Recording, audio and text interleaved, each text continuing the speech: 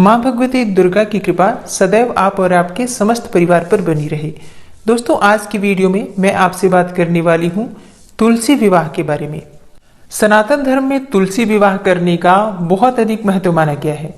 कार्तिक मास की देव उठनी एकादशी के दिन जब भगवान श्री हरि विष्णु योग निद्रा से जागृत अवस्था में आते हैं तो भगवान श्री हरि विष्णु के शालिग्राम स्वरूप के साथ तुलसी का विवाह संपन्न कराकर और उसके बाद जो भी शुभ और मांगलिक कार्य रुके हुए होते हैं उन सब का प्रारंभ हो जाता है।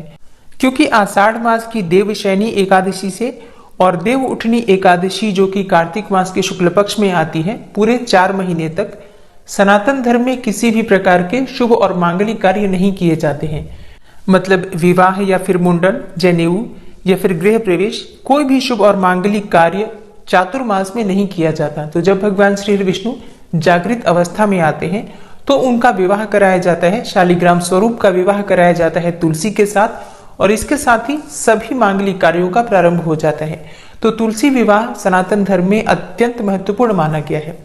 तो आज की वीडियो में आप जानेंगे कि साल 2023 में तुलसी विवाह कब है, तुलसी विवाह का शुभ मुहूर्त क्या होगा, किस समय में आपको तुलसी का विवाह संपन्न कराना है, और घर में अगर आप तुलसी का विवाह स्वयं से संपन्न करवाते हैं तो आपको किस विधि से तुलसी विवाह और शालिग्राम विवाह करना है।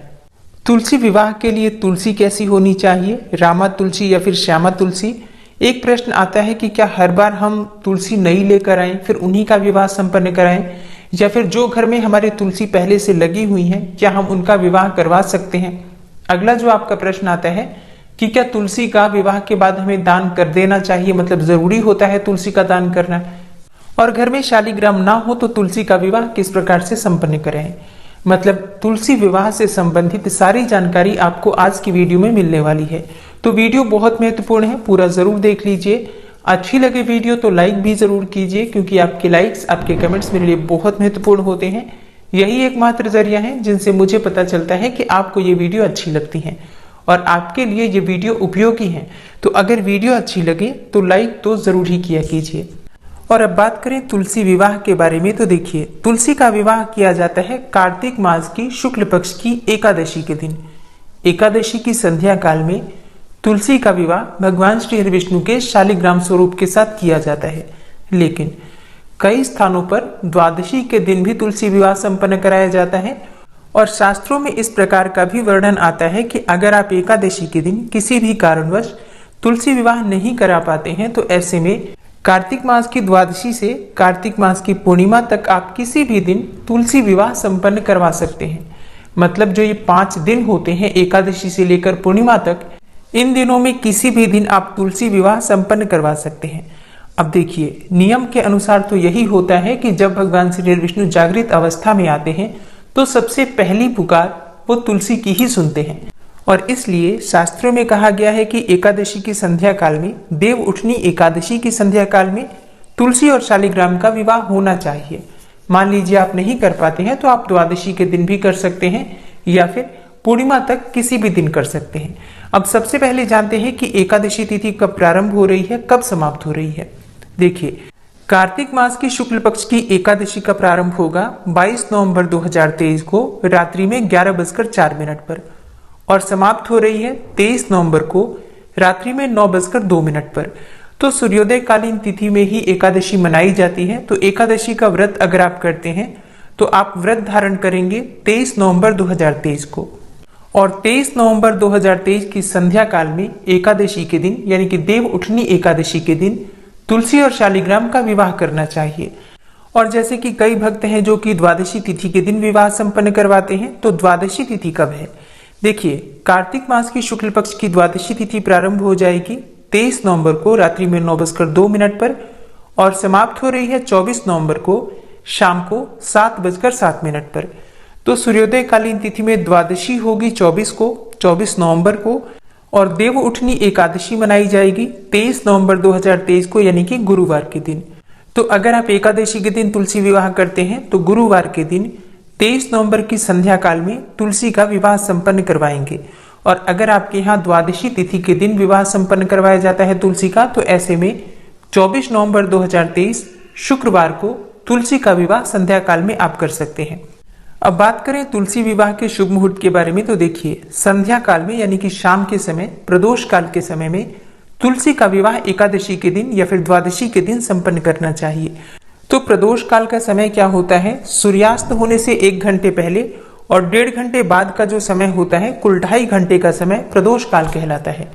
ऐसे में सूर्यास्त का समय रहेगा 23 नवंबर को शाम को 5:36 पर। तो विवाह का शुभ मुहूर्त रहेगा प्रदोष काल यानी कि 4:36 से शाम को 7 बजे तक। इस बीच में आप तुलसी का विवाह संपन्न करवा सकते हैं। मतलब देखिए, विवाह का जो कार्यक्रम होता है, जो तैयारियां होती हैं, इस समय में आप प्रारंभ कर दीजिए। विवाह आप करवाना शुरू कर सकते हैं।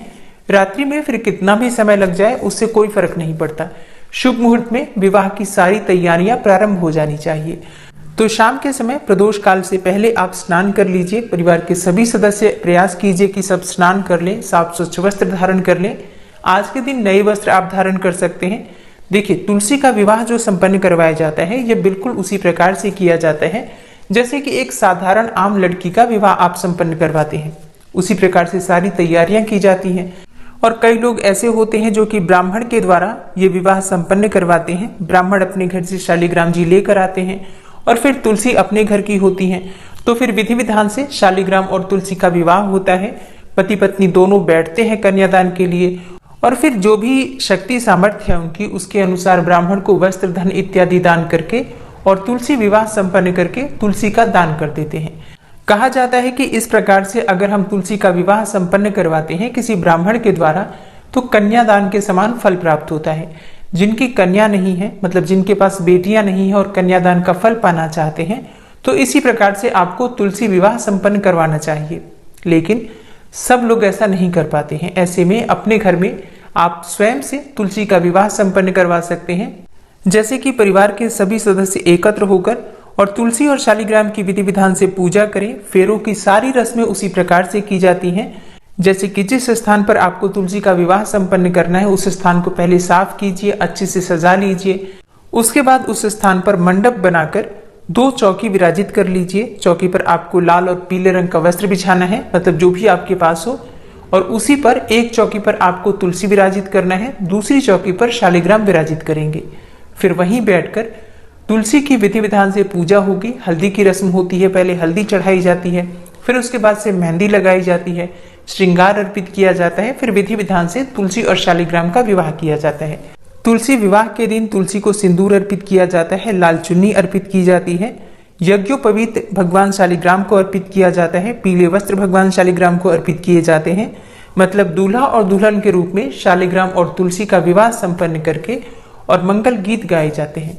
इसका बहुत अधिक पुण्यफल प्राप्त होता है। ऐसा कहा जाता है कि तुलसी का विवाह जो भी संपन्न करवाता है, उसकी समस्त मनोकामनाएं मां तुलसी और शालिग्राम की कृपा से पूर्ण होती हैं। दाम्पत्य जीवन में अगर आपकी परेशानी है तो आपको प्रत्येक वर्ष तुलसी विवाह संपन्न करना चाहिए। अब जरूरी नहीं है कि आप ब्राह्मण को बुलाकर करवाएं, आप स्वयं से भी कर सकते हैं। घर में मांगलिक कार्य रुके हुए हैं, बच्चों की शादियां रुकी हुई हैं, या फिर कोई भी शुभ कार्य आपके घर में नहीं हो पा रहा है, इसका मतलब है पितृदोष आपके घर में विराजित है या फिर वास्तु दोष है, तो आपको तुलसी विवाह प्रत्येक वर्ष जरूर करना चाहिए। अगर आपको संतान की प्राप्ति नहीं हो रही है, मतलब संतान प्राप्ति में बहुत अधिक बाधाएं आ रही हैं, तो पति पत्नी दोनों मिलकर और किसी ब्राह्मण के द्वारा ये विवाह संपन्न करवाइए। ब्राह्मण को दान दक्षिणा दीजिए और वस्त्र इत्यादि देकर विधि विधान से तुलसी और शालिग्राम का विवाह करके तुलसी उनको दान कर दीजिए। इस विधि से अगर आप विवाह करवाते हैं तुलसी का, तो विश्वास कीजिए बहुत जल्दी आपके घर में उत्तम और योग्य संतति की प्राप्ति होगी। जिन कन्याओं की शादियों में बहुत अधिक विलंब हो रहा है, बहुत अधिक परेशानियां आ रही हैं, योग्य रिश्ते नहीं मिल पा रहे हैं, उन्हें तुलसी और शालिग्राम के विवाह में शामिल होना चाहिए। मतलब घर में तुलसी विवाह जो हो रहा है उसमें आपको आगे बढ़कर तुलसी के विवाह की सारी रस्में पूरी करनी चाहिए। तुलसी और शालिग्राम की अगर आप पूजा करेंगे तो आपके विवाह में जो भी परेशानियां हैं दूर होती हैं और योग्य जीवन साथी की प्राप्ति होती है, इसमें कहीं कोई संशय नहीं है। तो तुलसी विवाह आप 23 नवंबर को भी कर सकते हैं एकादशी के दिन, और तुलसी विवाह आप द्वादशी के दिन 24 नवंबर को भी कर सकते हैं। अब मान लीजिए कि आप इन दिनों में तुलसी विवाह नहीं कर पाते हैं, एकादशी और द्वादशी दोनों दिन नहीं कर पाते हैं, तो आप कार्तिक मास की पूर्णिमा के दिन भी तुलसी का विवाह संपन्न कर सकते हैं। तो तुलसी का विवाह एकादशी से पूर्णिमा तक किसी भी दिन किया जा सकता है। ऐसा शास्त्रों में वर्णित है। तो मन में कोई संशय नहीं रखना है आपको, क्योंकि देखिए बहुत सी ऐसी स्त्रियां हैं जो कि देव उठनी एकादशी के दिन शुद्धावस्था में नहीं होती हैं। तो पीरियड्स में अगर आप हैं तो आप लोगों के प्रश्न आते हैं कि हम किस प्रकार से तुलसी का विवाह संपन्न करें, उनको सुहाग की सामग्री कब अर्पित करें, कब उन्हें सिंदूर लगाएं, कब उनकी पूजा हम संपन्न करें। तो आप पूर्णिमा तक कभी भी कर सकते हैं। अब बात करें आपके प्रश्नों के बारे में, तो सबसे पहला प्रश्न है कि कौन सी तुलसी विवाह के लिए श्रेष्ठ मानी गई है, रामा या फिर श्यामा। देखिए, आप रामा तुलसी का विवाह संपन्न करवाएं या फिर श्यामा का विवाह संपन्न करवाएं, एक ही बात है। तुलसी का रंग अलग है, रामा और श्यामा। थोड़ी हरी होती है रामा और श्यामा थोड़ी सी काली होती है, लेकिन तुलसी में कोई भेद नहीं है। रामा और श्यामा सिर्फ नाम है इनके, बाकी वो तुलसी ही है, देवी ही है। तो आपके पास जो भी तुलसी है उन्हीं का विवाह आप संपन्न करवा सकते हैं। अगला जो आपका प्रश्न आता है कि क्या विवाह के लिए हमें नई तुलसी लेना जरूरी है। देखिए, ऐसा बिल्कुल भी जरूरी नहीं है। आप चाहें तो नई तुलसी भी ले सकते हैं, या फिर अगर आपके पास पहले से तुलसी लगी है तो उन्हीं का विवाह संपन्न करवा सकते हैं। देखिए, बहुत से लोग हैं जो कि तुलसी सावन के महीने में ही लगा लेते हैं तुलसी विवाह के लिए। मतलब जिस प्रकार से अपनी बेटियों का हम ध्यान रखते हैं, उसी प्रकार से वो चातुर्मास में पूरे 4 महीने तुलसी की देखभाल करते हैं, उनका ध्यान रखते हैं, और फिर कार्तिक मास की देव उठनी एकादशी के दिन तुलसी और शालिग्राम का विवाह करवाते हैं, और फिर उस तुलसी को वो दान कर देते हैं। तो देखिए, ये कुछ नियम है, सब अपने अपने मन से अपने तरीके से करते हैं, कुछ भी गलत नहीं है। लेकिन अगर आपके पास पहले से तुलसी लगी है तो आप उस तुलसी का भी विवाह कर सकते हैं। अब अगला जो आपका प्रश्न आता है कि क्या हर बार हम विवाह करने के बाद तुलसी का दान कर दें, क्या तुलसी का दान करना जरूरी है। नहीं, देखिए, तुलसी विवाह के बाद तुलसी दान करना आवश्यक नहीं है, लेकिन अगर आप चाहें दान करना तो बिल्कुल आप दान कर सकते हैं, क्योंकि तुलसी का दान करना कार्तिक के महीने में बहुत श्रेष्ठ माना जाता है। तो अगर आप दान करना चाहते हैं तुलसी, तो बिल्कुल विवाह करने के बाद किसी मंदिर में या किसी ब्राह्मण को दान कर सकते हैं। तो इसके लिए मतलब दान करने के लिए जो तुलसी होती है वो पहले से लाकर रखी जाती है, उन्हीं तुलसी का विवाह करके फिर हम दान करते हैं। मतलब जिस तुलसी की पूजा आप पूरे वर्ष कर रहे हैं, उस तुलसी को विवाह करने के बाद दान नहीं करना है आपको, वो आपके घर में ही विराजित रहेंगी। दान करना चाहते हैं तो अलग से तुलसी लेकर आइए, देव उठनी एकादशी के दिन उनका विवाह संपन्न कीजिए और फिर आप दान कर सकते हैं, कोई समस्या नहीं है। दान करना श्रेष्ठ ही होता है, आप चाहें तो दान कर सकते हैं। लेकिन अगर आप उसी तुलसी की पूजा कर रहे हैं जो कि आपके घर में विराजित हैं, जिनको आप पहले से पूजा करते हैं, तो उनको दान करना बिल्कुल भी आवश्यक नहीं है। आप पूजा करने के बाद प्रतिदिन उनकी पूजा उसी प्रकार से कर सकते हैं जिस प्रकार से आप पहले से करते आ रहे हैं। मतलब ऐसा कोई दोष नहीं लगेगा आपको अगर आप तुलसी अपने घर में रखते हैं तो। ठीक है, तो इतना भी संशय मन में मत रखिएगा।